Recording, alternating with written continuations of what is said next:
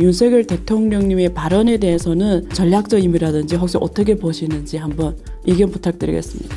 한국이 어떤 영내 주요한 국가로서 그 정도의 언급은 충분히 할 수 있는 거라 생각하고, 하나의 중국 원칙을 존중한다라고 표현이 돼 있는데 몇몇 분들은 그것을 인정한다라고 이해를 하고 계십니다. 인정한다하고 존중한다는 매우 다릅니다. 인정한다, 안 한다라는 뜻으로 제가 지금 들리거든요.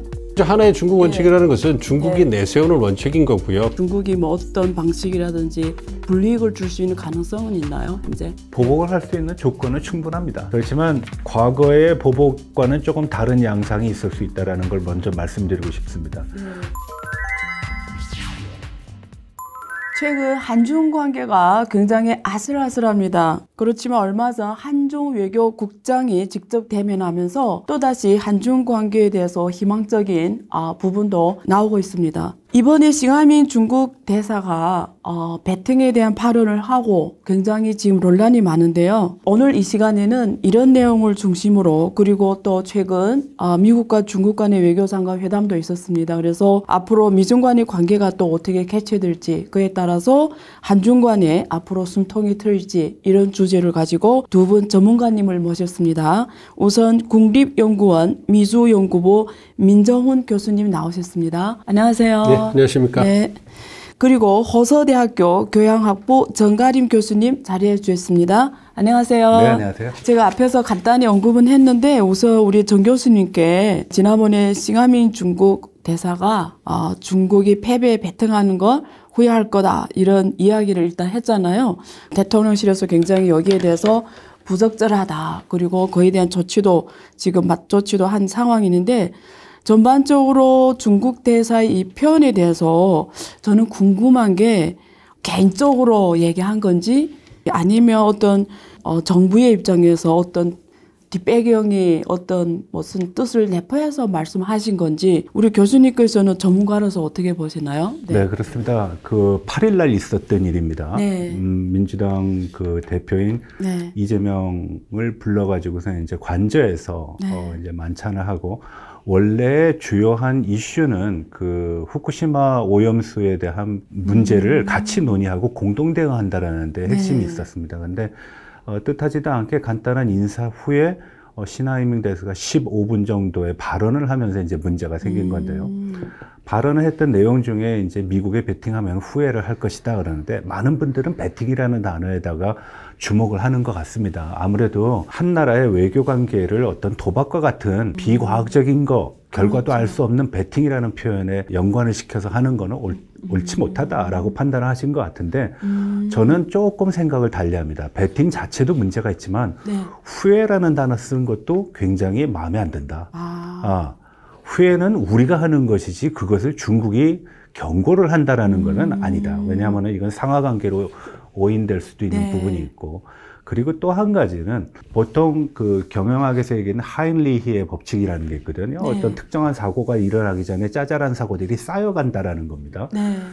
한중 관계도 마찬가지였습니다. 사회자께서 지금 말씀을 하시는 과정 속에서 한중 관계가 아슬아슬하다라는 표현을 쓰셨는데, 올 초서부터 어떤 그 징조들은 굉장히 많이 나왔다. 첫 번째는 중국 외교부에서 포를 쐈죠. 한국과 미국의 관계가 좋아진 거에 대해서는 일종의 경고성 발언들을 했습니다. 그리고 4월 달에는 미국에 방문하기에 앞서가지고선 이제 로이터와의 인터뷰가 있었는데, 거기에서 이제 윤석열 대통령께서 대만 해협이 현상 변경은, 무력에 의한 현상 변경은 반대한다라는 표현을 했는데, 중국 외교부에서 불용취회라고 그냥 우리가 흔히 쓰는 말로 하면은 나불거리지 말라라는 그런 표현을 썼습니다. 굉장히 외교부에서 발언할 수 있는 그런 용어는 아니라고 보는데, 굉장히 일상적으로 쓰이는 듯한 그런 인상을 받습니다. 한국 외교부가 반응을 하니까 그 다음날 다시 중국에서 뭐라고 했냐, 왕호저 비즈펀이라고 그래가지고선 불 갖고 장난하는 놈은 반드시 타 죽을 것이다 라고 얘기했어요. 거기서부터 이제 감정적인 불협화음이 쌓이기 시작했다. 상당히 높은 수준으로 쌓였다. 그리고 난 다음에 있었던 일이 4월 20일 국장급 회담을 했는데, 중국 아주사 국장이 와가지고선 한국에서 무슨 얘기를 하냐면은 4가지 불용이라는 걸 얘기를 합니다. 네. 한국이 대만 문제와 같은 핵심 문제를 건드리는 것에 대해서 굉장히 불쾌하고 그렇게 되면 한중 관계에 협력을 기대할 수 없다. 두 번째로는 한국이 일본 그리고 미국과 일변도의 어떤 굉장한 친근한 외교를 하게 되면은 네. 한국과 협력을 할 수 없다. 그리고 시진핑과 같은 고위급 관료들과의 교류도 있을 수 없다. 그리고 마지막에는 한국의 한반도에 있어서의 주도권 행사에 우리가 동참해주거나 협조할 수 없다라는 4가지의 불가라는 거를 얘기를 하게 되는데 네. 그리고 난 다음에 이 싱하이밍 대사의 발언이 있었습니다. 그래서 우리 국민들이 네. 국제 경제와 국제 정치를 굉장히 공부 많이 하는 민족 중에 하나입니다. 왜냐하면은 그렇죠. 수출로 살 수밖에 맞아요. 없고 반도 국가이기 때문에. 근데 반도 국가이기 때문에 역사적으로 우리가 잊을 수 없는 경험들을 굉장히 많이 하는데 이번 싱하이밍 대사는 과거의 그러한 모습을 재현하는 듯한 인상을 남겼다. 심지어는 윤 대통령께서는 웰시카에다가 비교를 해가지고선 네. 얘기를 하기도 했죠. 네. 뭐 그것이 적절하다고는 저는 생각하지 않습니다. 그렇지만 네. 일단 그만큼 국민적 감정이 안 좋았다. 그러면은 싱하이밍 대사의 그런 발언은 개인적인 생각이냐 아니면은 본국의 훈령이냐. 예. 저는 본국의 훈령이라고 봅니다. 첫 번째로는 안 교수님도 예전에 예. 싱하이밍 대사 몇 번 만나보셨겠지만 싱하이밍 대사가 말을 썩잖아요. 네. 중국 분이시지만 북한에도 오래 계셨고 한국에도 맞아요. 오래 계셨기 네. 때문에 한국말도 썩 잘하시는데 네. 특히 보고 읽는 거 아주 잘하십니다. 네. 근데 그날은 이상하게 좀 많이 틀리셨어요. 급하게 아마 원고를 받으신 것 같습니다. 네, 그래서 연습을 충분히 못하신 것 같은데 특히 싱하이밍 대사가 외래어가 많이 들어간 거에 좀 취약한 것 같습니다. 네. 배팅이라는 단어도 외래어인데 거기서 3번이나 발음을 틀려가지고 네. 고치는 그런 부분이 있어. 그래서 네. 외교관이 공식적인 장소에서 절대로 사적인 의견을 전제로 해서 어떤 표현을 할 수가 없습니다. 네. 모든 것을 사전에 보고해야 되고 사후에도 보고를 해야 되기 때문에 이것은 고국의 훈령에 의해서 지시된 것이다. 그렇기 때문에 배팅이라는 단어도 들어간 것이고 네. 한중, 한미, 한일 관계를 모두 아우르는 얘기를 주재국 대사가 하는 것도 사실은 분에 넘치는 거지만 이번에 이러한 맥락을 보게 되면은 이것은 개인적 의견이라기보다 본국의 훈령이었다. 다만 본국의 훈령이 한국민들의 감정은 전혀 고려하지 않았다는 데 큰 문제가 네. 있었다라고 봅니다. 민정우 교수님께는 제가 이런 걸 좀 여쭤보고 싶어요. 어쨌든 윤석열 대통령께서 4월에 미국에 정상 방문하셨잖아요. 거기서 타이완 문제를 언급하셨고 또 한미 공동성명에도 지금 명시를 했지 않습니까? 그래서 중국에서 굉장히 여기에 대해서 민감하게 잘못된 그리고 위험한 길로 멀리 가지 말라 대변인 말씀도 나왔는데 전문가님으로서 이 윤석열 대통령님의 발언에 대해서는 뭐 혹시 거기 배경이라든지 혹은 또 그 전략적 의미라든지 혹시 어떻게 보시는지 한번 의견 부탁드리겠습니다. 대만 문제가 굉장히 네. 중국한테는 엄청나게 아킬레스건이라고 할 수 있죠. 뭐 네. 이번에 미중 간의 네. 국무장관 그 회담이 중국에서 열렸을 때도 중국 측에서 지속적으로 강조했던 게 대만 문제 아니겠습니까? 그래서 네. 대만의 문제라든지 남중국의 문제, 특히 대만의 문제는 그 중국으로 하여금 그 어떤 통일이라든지 핵심 문제라고 인식을 하고 있기 때문에 굉장히 민감하게 반응을 하는 부분이에요. 우리한테만 그러는 것이 아니라 세계 각국이 대만의 문제를 언급할 때마다 굉장히 중국 정부에서 강하게 반응하는 그런 문제고요. 그런 측면에서 우리 대통령께서 말씀하신 것처럼 그 4월 한미 정상회담을 앞두고 외신과 인터뷰에서 대만의 문제를 원론적인 수준에서 언급을 한 거예요. 물론 이제 중국은 그것을 내정 문제라고 얘기를 하고 있지만 미국을 위시한 그 세계 주요 국가들은 그 남중국해라든지 대만협이 굉장히 중요한 무역 그 통상 그 어떤 통로란 말이에요. 그렇기 때문에 거기를 자유롭고 국제법에 의해서 평화롭게 이용할 수 있는 것은 굉장히 중요한 통상 이익과 관련된 부분이기 때문에 그러한 부분을 중국에 크게 비위를 상하지 않게 하면서 원론적인 수준에서 얘기를 하는 부분이거든요. 그러니까 미국도 마찬가지고 이제 그 유럽 국가들, 그러니까 한국도 사실 예전에는 대만 문제를 언급하지 않았습니다만 이제 우리 정부에서 인도태평양 전략을 발표를 하고 보다 인도태평양 영내에서 보다 책임 있는 보다 더 적극적인 역할과 기여를 하겠다 이렇게 선포를 했기 때문에 그래서 그러한 측면에서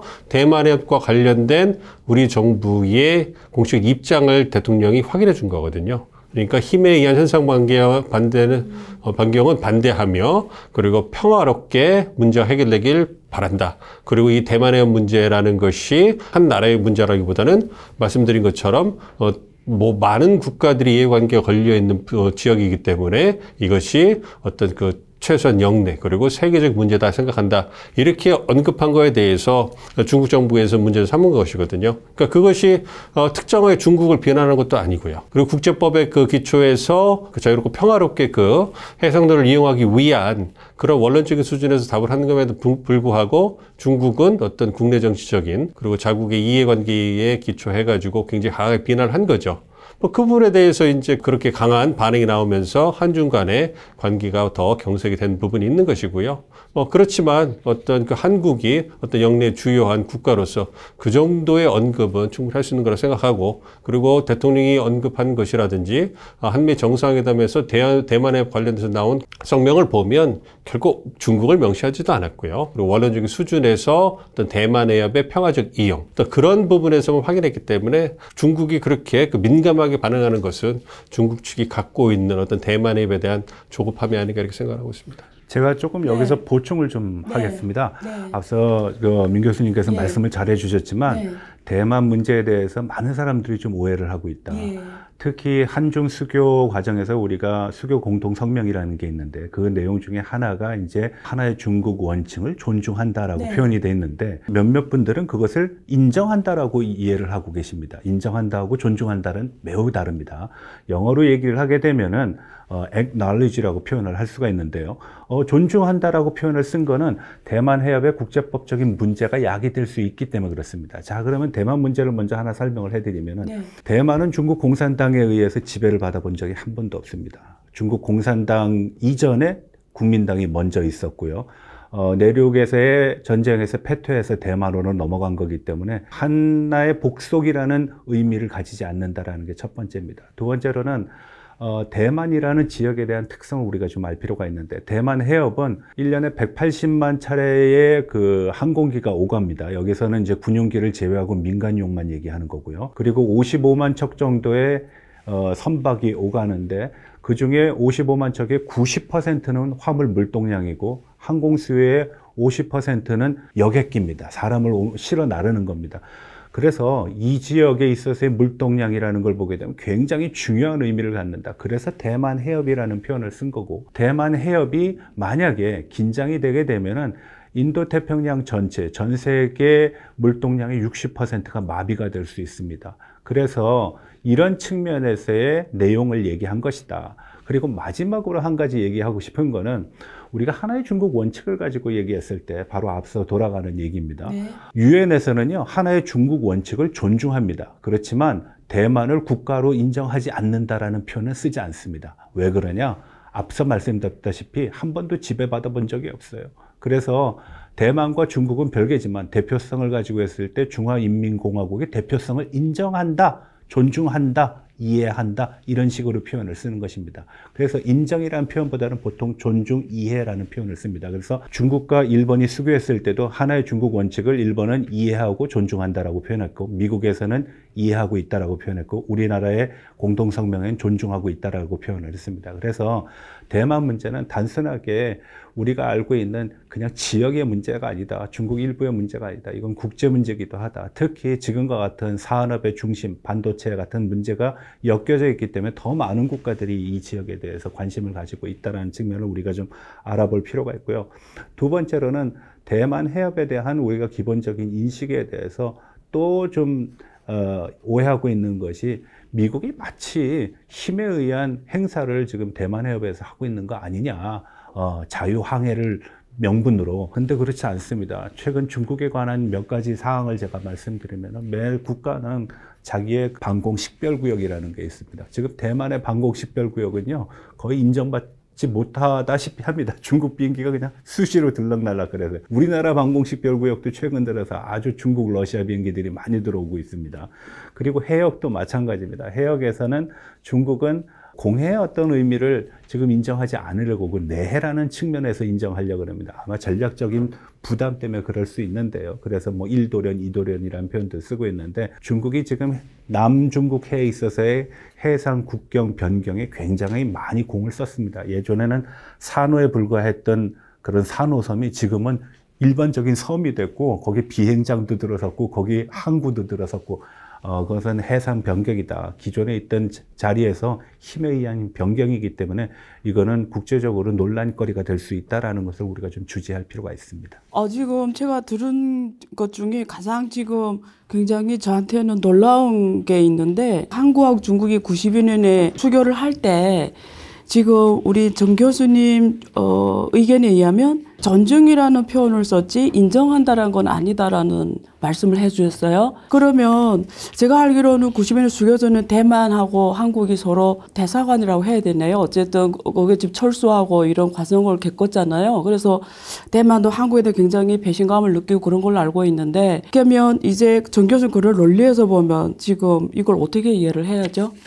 말씀해 주신 것처럼 이제 그 하나의 중국 원칙을 존중한다 뭐 얘기를 했지 않습니까? 네. 그래서 그 부분에 대해서 인정한다, 뭐 안 존중한... 한다라는 뜻으로 제가 지금 들리거든요.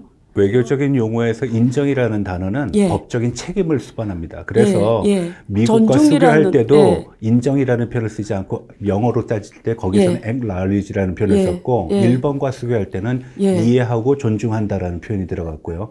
우리하고 수교할 때는 존중이라는 표현을 썼습니다. 그거는 그냥 그런 게 있구나. 알고 있어 이런 의미입니다. 외교적인 그 맞는 건가요? 그렇죠. 그리고 이제 하나의 중국 원칙이라는 것은 중국이 내세우는 원칙인 거고요. 그걸 우리가 외교 상대국으로서 그 중국의 주장을 저희가 존중하는 것이지 저희의 직접적 이해관계가 있는 게 아니잖아요. 그렇기 때문에 양자관계에서 우리가 직접적인 어떠한 이해관계가 엮여 있는 부분에서 우리가 책임을 지는 부분이 있을 때 인정하고 불인정한다 이렇게 표현이 되는 것이지 중국이 어떤 대만과의 관계를 고려해서 한국과 수교를 할 때 말씀해 주신 것처럼 대만과 이제 국교를 단절했잖아요. 그래서 우리 대만 대표분들이 다 이제 철수를 해야 됐고 그 과정에서 많은 어떤 그 아픔과 논란이 있었습니다만 어쨌든 그게 이제 국제사회의 비정한 현실인 것이고요. 그래서 이제 중국이 주장한 부분에 대해서 우리나라가 존중을 하는 부분이고 인정한다는 것은 정 교수님 말씀해 주신 것처럼 뭐 책임을 진다 이런 표현이기 때문에 저희가 어떤 그 법률 이해관계 당사자 아닌 이상에서는 인정이라는 말을 쓰지 않죠. 그래서 존중하고 국제사회에서는 동등한 어떤 행위자이기 때문에 어떤 상대방의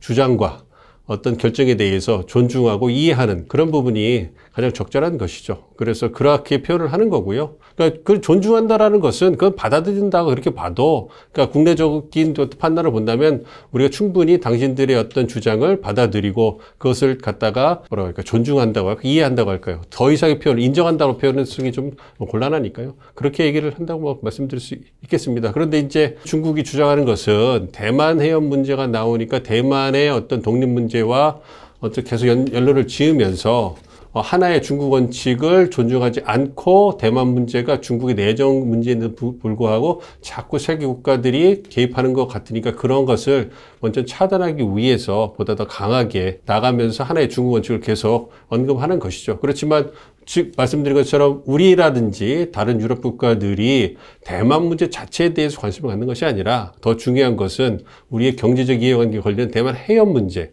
남중국해 문제에 대해서 얘기를 하는 거거든요. 그러니까 그 부분에 대해서는 우리가 그 용어를 쓸 때 좀 더 신중하게 써야 되는 부분은 또 있다고 생각하고 있습니다. 정 교수님 표로는 원론적인 얘기였다. 큰 뜻이 없는데 중국에서 굉장히 거기에 대해서 민감하게 반응했다. 이런 걸로 제가 지금 들리거든요. 근데 중국의 입장에서는 그게 원론적으로 들릴 수가 없는 얘기였고 중국은 마지노선으로 정한 게 타이완 문제란 말이죠. 그래서 그것 때문에 한중 간에 굉장히 지금 아슬하게 온 가장 큰 요인인데 우리가 실리 외교 차원에서 그 시점에 그 장소에서 그 얘기를 하는 게 한국의 국익으로 봤을 때 그게 과연 적절했냐? 정 교수님은 어떻게 보세요? 실질적인 이익을 가져온다라는 게 실리 외교인데 그것은 어떤 이익이냐? 유형의 이익이 될 수도 있고 무형의 이익이 될 수도 있습니다. 그 윤석열 대통령이 로이터 통신과의 어떤 인터뷰 과정 속에서 한중 관계가 악화된 걸로 생각하시는가 본데 사실은 한중 관계가 악화된 거는 2017년부터죠. 사드 배치 이후에요. 그리고 우리나라가 롯데라는 회사를 갖고 있는데 롯데가 99개의 점포를 모두 철수했습니다. 중국에서. 그리고 뭐 우리는 한알령이라고 그러는데 중국은 한알령 끝까지 존재하지 않는 거다라고 인정하지 않고 있죠. 그리고 또 앞서 말씀드렸던 여러 가지 문제, 그리고 대만 해협의 문제, 문재인 정부에서도 얘기했습니다. 심지어는 우리가 2019년 12월 달에 중국을 국빈 방문을 했는 과정에서 노쇼가 여러 번 있었죠. 그래서 혼밥도 대통령께서 여러 번 하고 심지어는 언론사, 언론인이 린치를 당하기도 했습니다. 그래서 제가 앞서 말씀드렸다시피 지금과 같은 사건의 내용을 우리가 파악할 때는 과거로부터 이미 비슷한 종류의 여러 가지 자잘한 사건들이 누적되어 왔기 때문에 그런 거다라고 봅니다. 근데 가장 중요한 건 뭐냐? 요번에 싱하이밍 대사의 발언 중에 한중 관계가 안 좋다라는 거는 중국의 책임이 없다라고 그랬어요. 근데 아주사 국장이 4월 20일쯤 와가지고선도 똑같은 얘기를 합니다. 외교 관계는요, 양자 관계이기 때문에 나는 책임 없고 너한테 책임이 있어 라고 할 수 있는 부분이 아닙니다. 둘 다 책임입니다. 관리를 잘못한 책임입니다.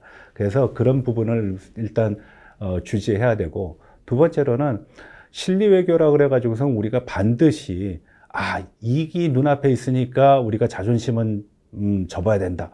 이렇게 판단하면 안 됩니다. 때로는 가치나 이념, 그리고 체제, 이런 것도 굉장히 우선시돼야 되는데요. 이게 한중 관계가 어려운 것이 한국과 중국은 체제를 달리하고 이념을 달리하기 때문에 상당히 여러 가지 이제 불협화음의 요소들이 많이 있을 수 있습니다. 특히 이런 문제들이 나중에는 보편적인 가치, 특히 인권이라든지 민주라든지 시장의 문제까지 일어났을 때, 그런데 제가 오늘 말씀드리고 싶은 것 중에 가장 핵심이라고 말씀드릴 만한 것은 한중 관계가 지난 2017년서부터 지금까지 정상적으로 진행되지 않았다. 과거에는 국제관계에서 일반적으로 얘기하는 동등한 관계, 형평성이 있는 관계로 표현이 됐는데, 최근 들어서는 누가 위고 누가 미치고, 누가 더 강하고 누가 더 약하고, 누가 더 크고 누가 더 작은 그런 문제로 한중 관계가 진행되고 있고 오도되고 있는 경향이 굉장히 많다. 우리가 경제적인 이득만을 취하기 위해서 우리가 가지고 있는 체제라든지 이념을 부정할 수 없다시피 중국도 한국이 중국과 다름을 인정을 해야 되는데, 그러한 모습을 우리가 지금 목격을 하지 못하고 있다는 것이 한중 관계의 가장 큰 문제라고 봅니다. 그래서 지금과 같은 상황에서의 중요한 핵심 중에 하나는 정상적이지 못한 한중 관계를 정상적으로 돌려놔야 된다. 25주년까지만 해도 썩 괜찮았는데 왜 30주년은 이렇게 형편이 없는가? 그거는 스스로의 문제가 아니라 둘 다 같이 반성해야 될 문제라고 저는 봅니다. 예, 마지막 말씀이 좋네요. 둘 다 반성해야 된다. 어떻게 보세요? 지금 중국이 하고 있는 여기 전랑 외교, 짤랑 외교 이런 걸 얘기하고 있는데, 외교 관계에서도 반성한다 이런 거는 네. 저희 전문가들이 학자적인 입장에서 쓰는 말이고요. 외교 관계에 있어서 다른 국가에 대해서 반성한다 이런 표현을 쓰질 않죠. 네. 그래서 유감을 표현한다 이렇게 네. 표현하는 것이고. 네. 어쨌든 한중 관계에 있어서 어떤 지금 윤석열 정부에서는 당당하고 어떤 상호회적인 한중 관계를 추구를 하고 있기 때문에 그러한 부분에서 관계 정립이 다시 되고 있다 이렇게 말씀을 드릴 수가 있겠습니다. 그리고 이제 한미 동맹 재건이라든지 한미일 협력을 통해서 어떤 글로벌 중추 국가로서의 위상을 정립하는 것이 지금 한국 정부의 어떤 외교의 토대이기 때문에 그러한 측면에서 올해 상반기에는 한미 관계를 강화했고요. 그리고 한일 관계를 개선시켰고 이를 바탕으로 한미일 협력을 강화해 나가고 있었죠. 거기에 집중하면서 이제 한미일 간의 어떤 신뢰를 회복하고 증진시키는 데 중점을 뒀다면 하반기에는 한중 관계를 관리할 그러한 시간표가 온다고 다들 전망을 하고 있었는데 그러한 관계에서 좀 어긋나는 그런 사건들이 일련에 일어나게 된 거죠. 이것은 어떤 중국 측의 어떤 조급함, 그리고 어떤 이해관계의 차이, 그리고 과거에 중국이 전랑외교라는 걸 통해 가지고 한국을 윽박지르고 어떤 그런 공격적으로 어떤 몰아붙이면 그런 부분에서 자신들의 이해관계를 어느 정도 어떤 관철시킬 수 있었던 그러한 어떤 관행이라고 할까요? 그런 부분이 이제 다시금 통하는가를 시험해 본 것 같은데 지금 정부에서는 그러한 부분에 대해서 보다 더 단호한 입장을 보이고 있다 이렇게 생각을 하고 있습니다. 그래서 보다 중국과의 관계에 있어서 말씀드린 것처럼 당당한 외교, 할 말을 하는 외교, 그래서 국민들에게 어떤 자존심을 세워주는 외교, 이런 부분을 강조하고 있기 때문에 그런 부분은 중국도 좀 새겨들어야 될 부분이 있다고 생각하고 있습니다. 그래서 전문가인 중국 그 친구들이 와서 어떤 그 한중 간의 관계를 보다 솔직하게 얘기를 할 때 우리 쪽에서 얘기하는 부분은 이제 한중 간의 관계에 있어서 한국이 중국을 대하는 기본적인 입장이 변화하고 있으니 그 부분을 중국 측에서도 제대로 현실적으로 받아들이고 그러한 부분에서 다시금 관계를 정립해야 된다.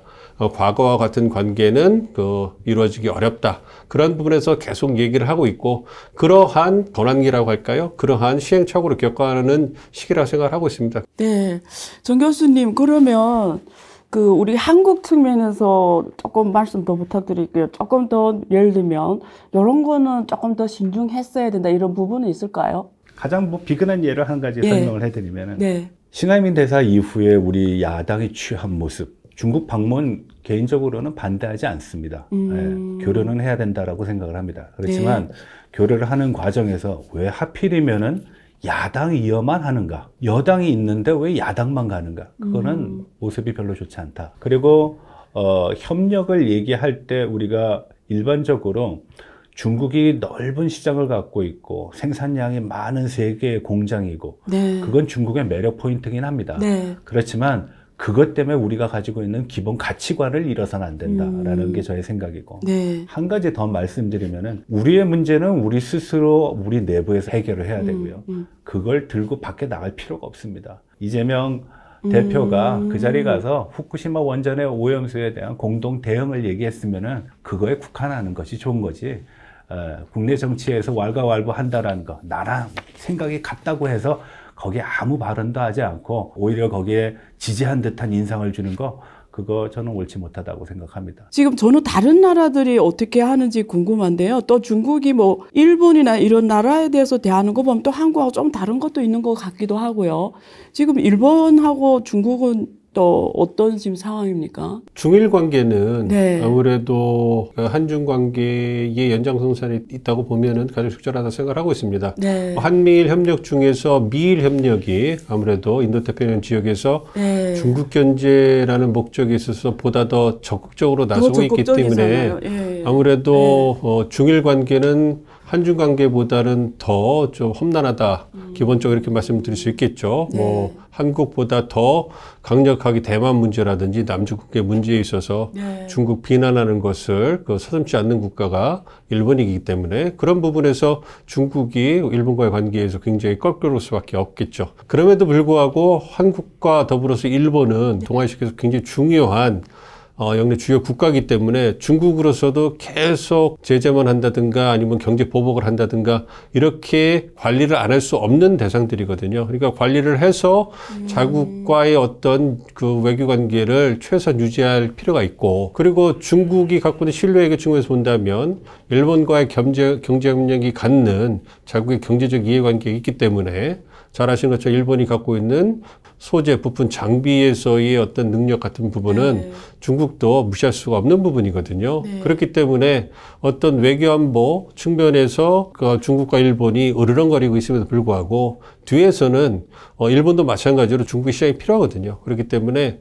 어떤 그 중일 간에 계속 경제관계가 이어지고 있지 않습니까? 그렇기 때문에 경쟁을 하고 긴장관계가 있으면서도 나름대로 신뢰를 취하는 그러한 측면이 있고요. 그건 미중 사이도 마찬가지입니다. 어떤 그 첨단 기술이나 전략산업 분야, 핵심 광물의 어떤 공급망 재평을 두고는 치열하게 경쟁을 하고 으르렁거리고 있지만 위기관리 측면이라든지 전통적인 무역 부분에서는 계속 양국 간의 교류가 이어지고 있거든요. 물동량인 차이가 있긴 하지만 이게 다각적으로 본다면 어떤 과거의 냉전처럼 완전히 진영별로 관계가 단절되는 부분이 아니라 자국의 실리에 따라서 관계를 이어갈 건 이어가고 경쟁할 건 경쟁하고 대립할 건 대립하는 이러한 복합적인 측면을 보여주고 있기 때문에 미중 관계 그다음에 중일 관계, 그리고 한중 관계, 이러한 관계가 이제 복합적으로 엮여지면서 공통점도 있을 거고요. 또 차이점도 있기 때문에 그것은 그러한 공통점과 차이점이 반로가 되는 것은 그 각국이 갖고 있는 강점과 약점이 다르기 때문에 그러한 차이점을 보여준다 생각하고 있습니다. 그럼 정 교수님께 제가 여쭤보고 싶은 게 앞으로 지금 한국 측면에서 보면 중국이 뭐 어떤 방식이라든지 뭐 경제 보복이라고 해야 되나요? 어떤 방식이라든지 불이익을 줄 수 있는 가능성은 있나요? 현재 보복을 할 수 있는 조건은 충분합니다. 예, 보복을 할지 안 할지는 별개의 문제니까 그거는 저는 상황에 따라서 할 수도 있고 안 할 수도 있다. 그렇지만 과거의 보복과는 조금 다른 양상이 있을 수 있다는 걸 먼저 말씀드리고 싶습니다.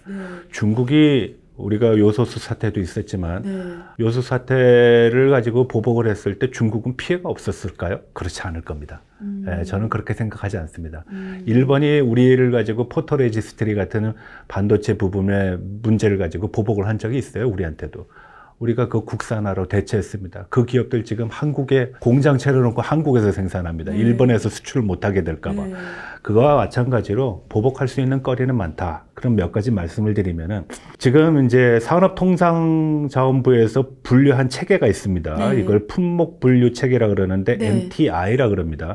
우리가 외국으로부터 수입되는 12,000개 품목 중에 4,000개 정도가 중국으로부터 오는데 그 중에 70% 이상의 의존도를 보이고 있습니다. 중국 의존도가 굉장히 높은 거예요.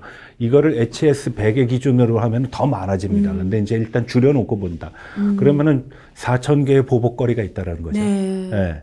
근데 4,000개 보복거리를 하는 거는 당하는 건 한국이 당할 수 있습니다. 그렇지만 중국의 국제적인 위상, 그리고 우리가 그것을 수입 대체를 함으로써 생겨나는 어떤 문제점들도 있을 수 있기 때문에 중국도 우리에 대해서 보복이 만만치 않다라는 말씀을 드리고 싶고, 두 번째로는 의존도를 가지고 말씀드리고 싶습니다. 한때 중국이 한국의 무역 의존도가 10%까지 간 적이 있습니다. 지금 한 6몇 % 정도 됩니다. 그럼 그건 무슨 얘기냐?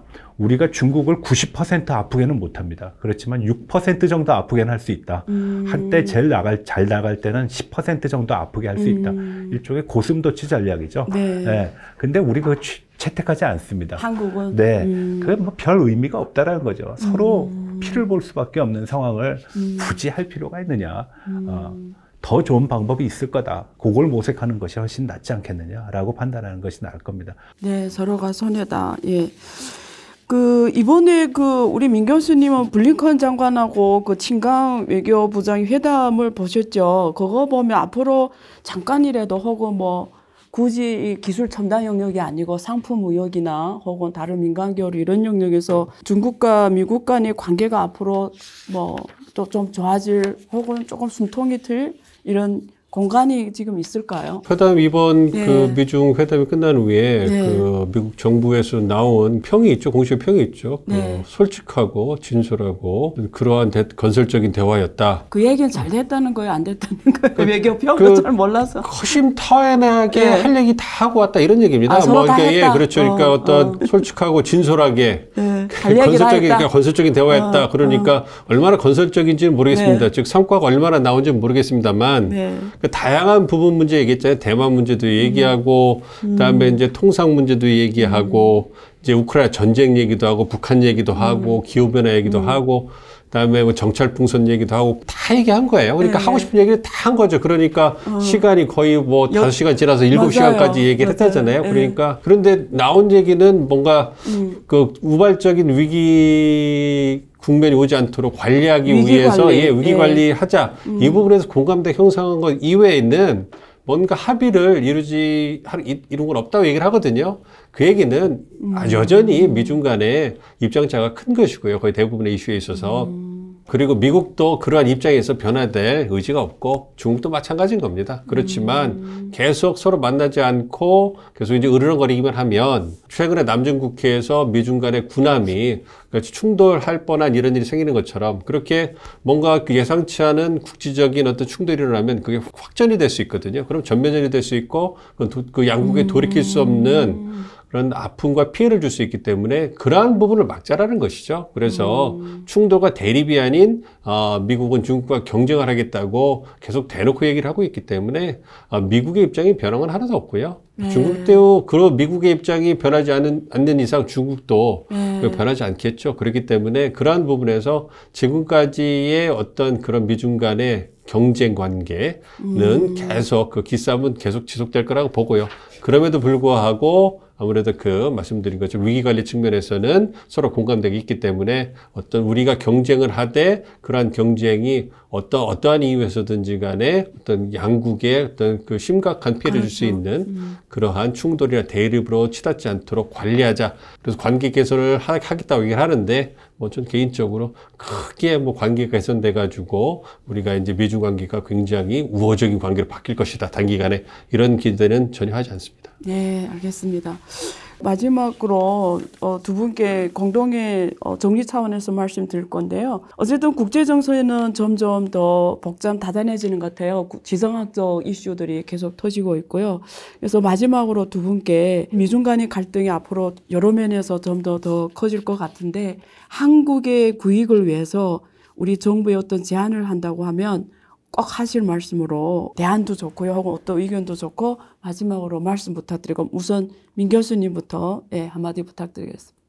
예, 모두에 말씀드린 것처럼 지금 윤석열 정부에서는 한미 동맹을 재건하는 데 가장 우리 외교의 역량을 투자를 하고 있고요. 그걸 바탕으로 한미일 협력 그리고 그러한 한미일 협력을 바탕으로 해서 어떤 그 영내에서 인도태평양 지역에서 글로벌 중추국가로서 위상을 정립하는데 집중을 하고 있거든요. 이러한 그 움직임 속에서 한중 관계는 보다 당당하고 상호 호혜적인 관계를 정립하겠다 이런 입장을 갖고 있기 때문에 그런 부분을 본다면 앞으로도 어떤 한미 동맹이 강화되고 한미일 관계가 더 밀착하는 것은 예상이 되고 있고요. 그런 과정에서 이제 한중 관계는 아무래도 그 중국이라는 나라가 우리에게 경제적으로 굉장히 중요한 파트너이기 때문에 한미일을 가까워지면서도 굳이 우리가 중국을 거론하면서 뭔가 중국 그 압박에 동참할 이유는 없겠죠. 그래서 이번에 한미 정상회담 성명에 나온 것처럼 어떤 인도태평양 지역에서의 어떤 보편적 가치를 중시하면서 자유와 평화, 번영을 중시한다 이런 표현을 했음에도 불구하고 중국을 명시하지 않았어요. 그러한 입장을 지속적으로 이어나가는 게 필요하다. 그렇기 때문에 어떤 그 5년 동안의 임기 동안에 어떤 정책적 선택은 정부가 하는 것이고요. 그렇기 때문에 한미 동맹 그리고 한미일 협력을 통해서 우리 영내의 그 입지를 강화해 나가면서 그럼에도 불구하고 중국과의 관계에 있어서 이제 보다도 우호적인 그리고 전략적으로 상호 상생할 수 있는 관계를 만들어 나감에 있어 가지고 신중한 모습을 보여야 되겠죠. 그래서 중국을 존중하면서 어떤 우리의 어떤 이해관계를 관철시켜 나가는 그러한 보다 좀 세련된 외교를 구사해 주기를 기대해 봅니다. 외교 관계는 한 나라를 통해 가지고서 많은 경제적인 이득을 걷는 것도 굉장히 중요합니다. 실제로 한중 관계는 그러한 기초 위에서 발달해 왔고 그러한 기초 속에서 우리는 세계적인 경제 위기도 쉽게 극복할 수 있었고 또 더 빠른 속도로 성장을 할 수 있었습니다. 그렇지만 절대 하나는 망각하지 말아야 된다. 그게 바로 헌법적인 가치입니다. 우리 헌법에서는 인권과 민주화, 평등과 자유, 시장경제 이런 거를 얘기하고 있거든요. 그것이 우선되고 난 다음에 경제적인 이익을 얘기하는 것이 좋다. 그것을 버리고 경제적인 이득만 취하다 보면은 모든 것을 버리고 쫓아갈 수밖에 없다. 그러면은 성공할 수 없다라는 말씀을 드리고 싶습니다. 예, 좋은 말씀입니다. 우선 오늘 두 분 모시고요. 그 한국과 중국 그리고 미국과 중국 또 여러 가지 이야기들을 많이 나눠봤는데요. 개인적으로 소감은 이렇습니다. 결론은 소통이다. 왜냐하면 많은 부분들이 각자의 입장에서 또 서로 생각하는 바가 많이 다르기 때문에 일단 서로 마주 앉아서 소통해서 상대방에 대한 이해 그 와중에 또 어떤 헌법적 가치 또 가장 중요하다고 저도 똑같이 생각합니다. 그래서 어느 나라든 상대방을 존중하고 상대방의 가치를 서로 존중하면서 대화하고 소통하는 것이 우선 우리가 같이 해야 되는 가장 중요한 노력이 아닌가 이런 생각을 해봅니다. 두 분 나오셔서 감사합니다. 네, 고맙습니다. 네, 시청해 주셔서 감사합니다. 끝없는 위기 속 기회는 언제나 숨어 있습니다. 성공한 투자 고수들과 나눈 투자의 철학. 다가올 기회를 잡아내는 부의 만찬으로 여러분을 초대합니다. 푸짐하게 한 상 차려놓았습니다.